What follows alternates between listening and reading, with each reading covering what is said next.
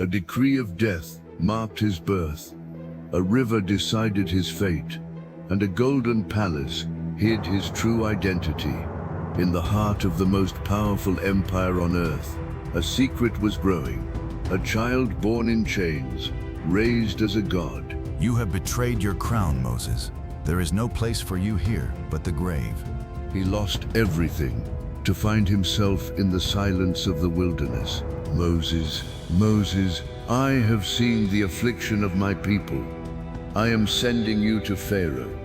Witness the 10 plagues falling like fire. See the Red Sea split in two, the greatest odyssey ever told. From the waters of the Nile to the top of Mount Sinai, Moses, from prince to liberator. The Exodus is about to begin.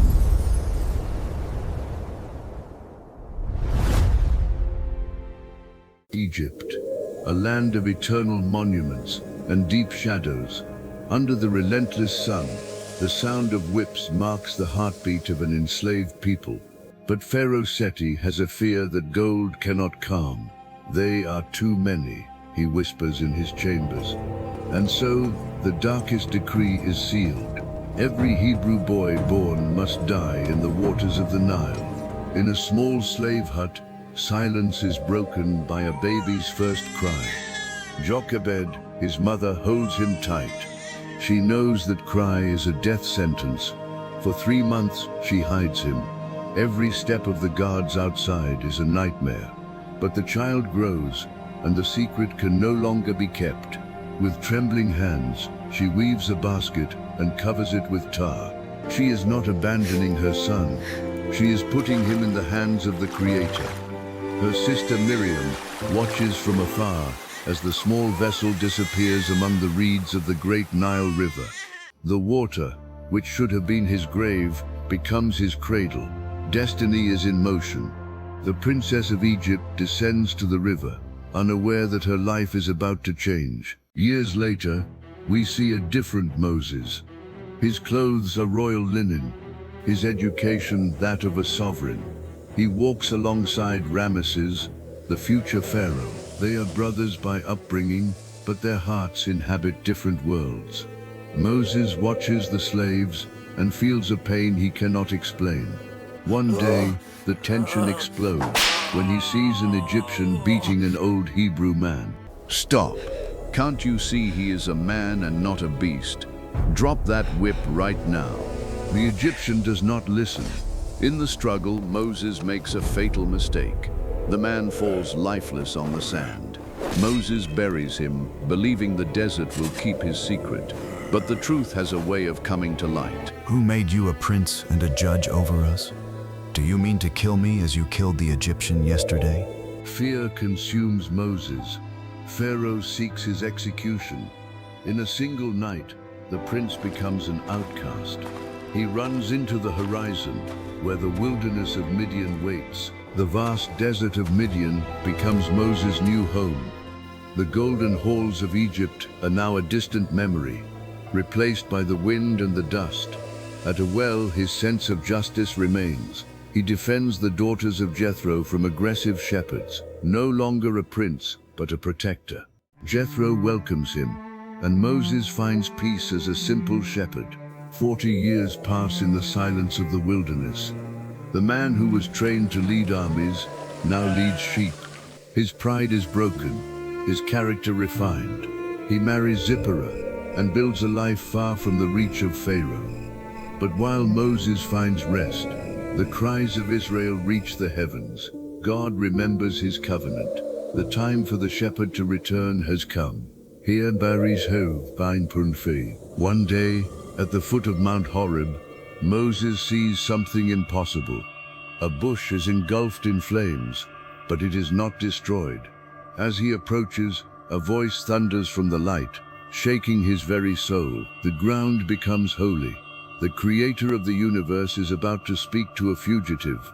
The mission that will change the world begins here. Moses, Moses, do not come any closer. Take off your sandals, for the place where you are standing is holy ground. I have indeed seen the misery of my people in Egypt. I have heard them crying out. So now, go. I am sending you to Pharaoh to bring my people out of Egypt. Who am I that I should go to Pharaoh?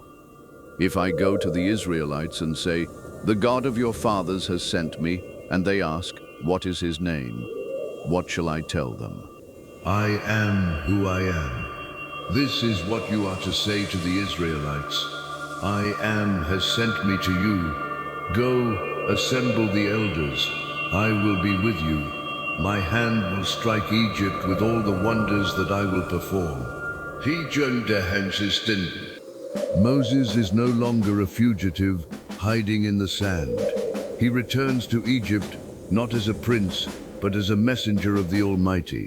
With his brother Aaron, he walks through the giant gates of the palace. The gold and the statues no longer intimidate him. He carries a message that will shake the foundations of the world's greatest empire. The battle of wills is about to begin. He returnal sein Ramesses, Ecostovia. Who is this Lord, that I should obey his voice? I do not know your God, and I will not let your people go. You are taking the slaves away from their work with these lies. From now on, they will work harder. They shall gather their own straw, but still make the same number of bricks. Go back to your labor. The people's burden becomes unbearable, and they cry out against Moses. But God reassures his servant. Now you will see what I will do to Pharaoh, he says. Moses and Aaron return to the court. Aaron throws down his staff, and it becomes a serpent. The magicians do the same, but Aaron's serpent devours theirs, the first sign of a power they cannot comprehend. When Pharaoh refuses to listen, the sky and the earth respond. Moses raises his staff over the Nile, and the lifeblood of Egypt turns into deep red water. The fish die, and the land reeks, but Pharaoh's heart remains as hard as stone. Then come the frogs, covering every inch of the palace, then the lice, and the swarms of flies that darken the sun. Egypt is in ruins. Disease strikes the livestock, and painful boils cover the skin of every Egyptian. Still, the crown refuses to bow. Moses stretches his hand toward the heavens, and a storm of hail and fire destroys the crops. Then the locusts arrive, eating everything that was left. Finally, a thick darkness descends, a blackness that can be felt for 3 days. One more plague I will bring upon Pharaoh and Egypt. After that, he will let you go. Tell my people to prepare, for this night I will pass through the land of Egypt, and the firstborn of every house shall not remain unless they are protected by the blood of the Lamb. The final night in Egypt has arrived. Inside their homes, the people of Israel eat in haste, dressed for a journey. They mark their doors with the sign of the Lamb, a shield against the shadow passing over the land. At midnight, a great cry rises from every Egyptian house. Even the palace is not spared. The pride of Pharaoh is finally broken by the weight of his own heart. Go, leave my people, you and the Israelites. Go, worship your Lord as you have requested. Take your flocks and your herds, and be gone, and also bless me. A nation of slaves walks out of the gates of Ramesses. They do not leave empty-handed, for the Egyptians give them gold and silver, desperate for them to depart. Millions of people, moving as one, following a pillar of cloud by day and a pillar of fire by night. For the first time in 400 years, they breathe the air of freedom. But the desert is vast, and the sea is waiting. Panic strikes the camp. In the distance, the dust rises. Pharaoh has changed his mind. The most powerful army on earth, with hundreds of chariots, is charging toward them. Trapped between the mountains and the deep blue sea, the people cry out in terror. Was it because there were no graves in Egypt that you brought us here to die? The end seems certain. Do not be afraid. Stand firm, and you will see the deliverance the Lord will bring you today. The Egyptians you see today you will never see again. The Lord will fight for you. You need only to be still. Moses stretches out his hand over the sea. A strong east wind begins to howl, pushing the waters back. The sea splits. Walls of water rise like glass on the left and the right. A dry path opens through the heart of the ocean. The people march forward, walking where only fish had swam before. When the Egyptians follow, the wheels of their chariots lock in the mud. Moses, stretch out your hand over the sea, so that the waters may flow back over the Egyptians and their chariots. The walls of water collapse with a roar like thunder. The pride of Egypt is buried beneath the waves. On the other side, the silence is broken by a song of victory. Miriam takes her tambourine, and the women dance. The sea has set them free. The desert journey to the promised land has truly begun. Hawaii. The songs of victory soon fade into the silence of the burning sand. 3 days into the wilderness, and there is no water. The people, once grateful, now whisper in the dark. What shall we drink, they cry. Moses cries out to the Lord, and a bitter spring becomes sweet. But hunger follows, and the memory of Egyptian bread haunts their dreams. Then, a miracle falls from the morning sky. A fine flake-like thing, white like coriander seed, covers the ground. Manna, they call it, the bread of angels. And when they thirst again, Moses strikes the rock at Horeb, and a river of life gushes out from the stone. God is not just their liberator, he is their provider in the wasteland. In the 3rd month, they arrive at the foot of Mount Sinai, a mountain wrapped in smoke and fire. The earth trembles as a trumpet sounds, growing louder and louder. Moses alone climbs into the thick darkness to meet the Creator. There, amidst lightning and thunder, the invisible God writes his will on tablets of stone.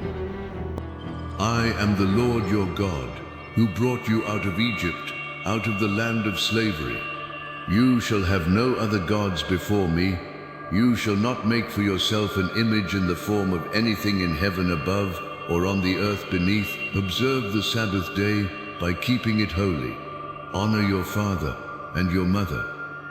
While Moses is in the clouds, the people below lose their faith. They demand a God they can see. Aaron fashions a calf of gold, and the camp descends into chaos. Coming down the mountain, Moses sees the betrayal. In a moment of holy rage, the stone tablets are shattered. The covenant is broken before it even began. O Lord, these people have committed a great sin, but now, please forgive them. If not, then blot me out of the book you have written. Mercy prevails over judgment. Moses returns to the peak, and new tablets are carved. The law is set, and a nation is born. The promised land was within reach, but fear was stronger than faith. 12 spies entered the land, but 10 returned with words of giants and wars. The people wept and wished for the chains of Egypt once more. The sentence was passed, 1 year for every day of doubt. For 40 years, a generation would wander until the desert became their grave. Thing. Years turned into decades. The man who faced Pharaoh now faces the constant complaining of a weary people. Even the greatest leader can falter. At Meribah, in a moment of burning anger, Moses strikes the rock. Instead of speaking to it, water flows, but at a high cost. The leader who brought them out will not be the one to lead them in.